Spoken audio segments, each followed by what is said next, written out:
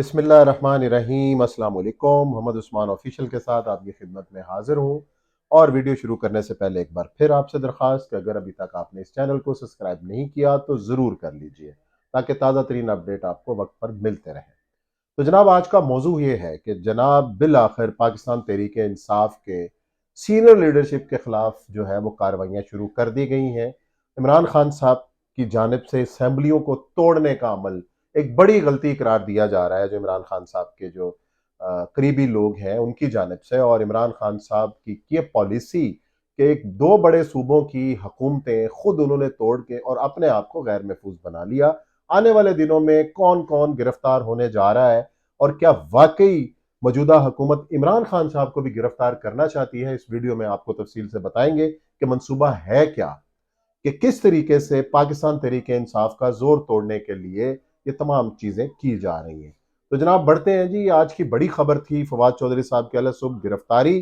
तो उनको सुबह सुबह जो है वो लाहौर से गिरफ्तार करके इस्लामाबाद पहुंचा दिया गया और उनका जो है वो अब अदालत के रहमो करम पर है क्या होगा।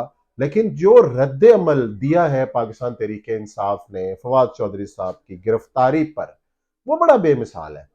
हमने देखा कि गुज़िश्ता दौर में जो इमरान खान साहब का दौर था, पाकिस्तान मुस्लिम लीग के कई अहम ओहदेदार जो हैं वो उठाए जाते रहे, गिरफ्तार किए जाते रहे। और एक तो आपने देखा कि जो दबंग वजीर हैं जनाब राना सनाउल्लाह साहब, जो मौजूदा वजीर दाखिला हैं, उनको जिस तरीके से फैसलाबाद से लाहौर आते हुए 15 किलो हेरोइन डाल दी गई उनके ऊपर, उनको गिरफ्तार किया गया। और सही मानों में जो जिस तरीके से उन्होंने जेल को भुगता है वो अपनी मिसाल आप है। लेकिन उसके बाद हमने देखा कि हसन इकबाल भी गिरफ्तार हुए, ख्वाजा आसिफ भी गिरफ्तार होते हैं, हमजा शहबाज भी गिरफ्तार होते हैं, शहबाज शरीफ साहब को भी पकड़ा जाता है, मरियम नवाज साहबा भी जेल जाती हैं। लेकिन जो मुस्लिम लीग नून के कारकुनों का जो रद्द अमल था, खा वो ट्विटर हो खा वो सड़कों के ऊपर, हमें देखा कि बहुत कम तादाद में लोग निकले। अपनी पार्टी से मोहब्बत, अपने लीडरों की चाहत अपनी जगह पर, लेकिन जो ग्राउंड रियलिटीज होती हैं वो इंटायरली डिफरेंट नजर आई। हमें देखा कि जनाब नवाज शरीफ साहब सर्विसेज हॉस्पिटल के अंदर हैं और बाहर चंद दर्जन कारकुन पाकिस्तान मुस्लिम लीग नून के मौजूद होते हैं। और कहा यह जाता है कि नवाज शरीफ साहब सबसे मकबूल लीडर हैं, मुस्लिम लीग नून में रहनुमा है, उनकी एक फॉलोइंग है, वोट बैंक है उनका है। लेकिन जो सर्विस हॉस्पिटल के बाहर जो तादाद थी वो ना होने के बराबर थी। लेकिन आज हमने देखा कि फवाद चौधरी साहब की गिरफ्तारी के बाद अदालत के अंदर भी, और जिस तरीके से खुद फरक हबीब साहब की हमने फुटेजेस देखी कि उन्होंने इस्लामाबाद ले जाने वाली गाड़ी के आगे खड़े हो गए और जिस तरीके से उन्होंने रद्दमल दिया वो भी अपनी मिसाल आप है।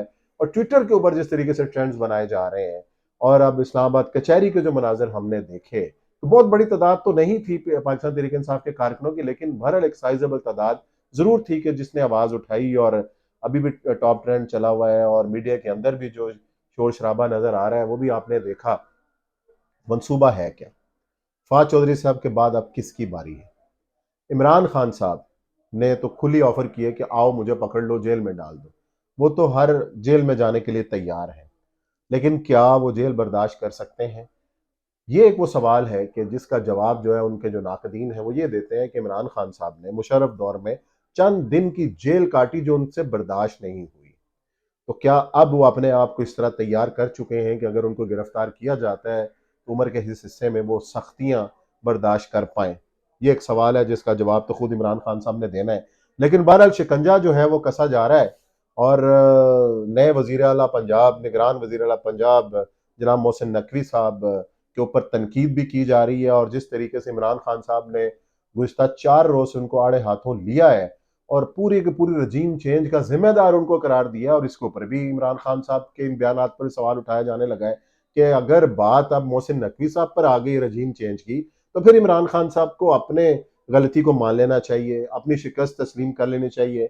बहरहाल ये भी हकीकत है कि खान साहब एक मकबूलियत की एक बुलंदी पर हैं और जो भी वो कॉल देते हैं उनके कारकुन, उनके चाहने वाले उसके ऊपर जिस तरीके से अमल करते हैं वो भी देखने के काबिल है। वोट बैंक खान साहब का भी है।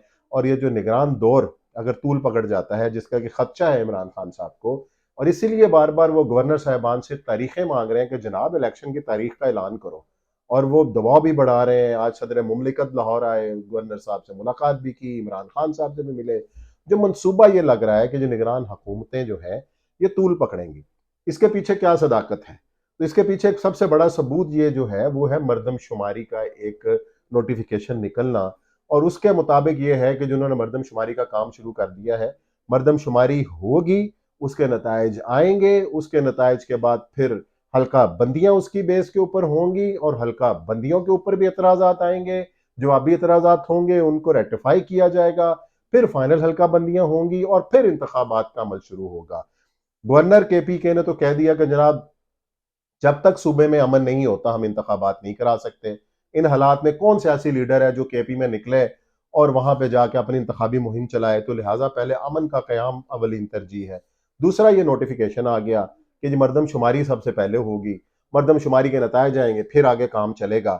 تو یہ وہ پوائنٹ ہے جس کی بنیاد بنا کر الیکشن کے اندر ڈیلے آ سکتا ہے۔ کتنا ڈیلے آ سکتا ہے یہ دیکھنا ہوگا۔ کیا 2023 انتخابات کا سال ہے، جیسے کہ موجودہ حکومت پی ڈی ایم کی کہہ رہی ہے کہ ستمبر اور اکتوبر میں جو ہے وہ انتخابات کرا دیں گے اور اگست میں قومی اسمبلی کا جو وہ ختم ہو جائے گی، تو دیکھیں ہوتا ہے کیا۔ لیکن عمران خان صاحب کی جو پریشانی ہے وہ بجا ہے، لیکن خان صاحب ڈٹے ہوئے ہیں اور وہ کیا چاہتے یہ ہیں کہ جو بھی حالات ہوں اس کا وہ مقابلے کے لیے وہ تیار ہیں، خواہ انہیں جیل جانا پڑتا ہے۔ لیکن میرے خیال میں بھی عمران خان صاحب کو پکڑنے کا یا ان کو جیل میں ڈالنے کا موجودہ حکومت رسک نہیں لے سکتی۔ وجہ اس کی کیا ہے؟ وجہ صرف اس کی یہی ہے کہ جن حالات کے اندر حکومت پھنسی ہوئی ہے، سب سے بڑا مسئلہ معاشی مسئلہ ہے۔ پاکستان کو اس وقت پیسوں کی ضرورت ہے، دوست ملکوں سے بار بار ریکویسٹ کی جا رہی ہے، اور دوست ملکوں نے بھی شرائط کے ساتھ پیسے دینے کا کہا ہے کہ جناب اب مفت میں آپ کو پیسے نہیں مل رہے، آپ کو اس کے لیے کچھ کام کرنے پڑیں گے، اصلاحات کرنی پڑیں گی۔ اب ان اصلاحات کی بجائے اگر ان کاموں میں آپ پڑ جائیں گے تو آپ کی تمام تر صلاحیتیں ضائع ہوں گی۔ پہلے اپنے آپ کو معاشی طور پہ مضبوط کرنا ہے، اس کے بعد یہ لڑائیاں لڑتے رہیں گے۔ اگلے ولاگ میں ملاقات کرتے ہیں۔ اللہ حافظ۔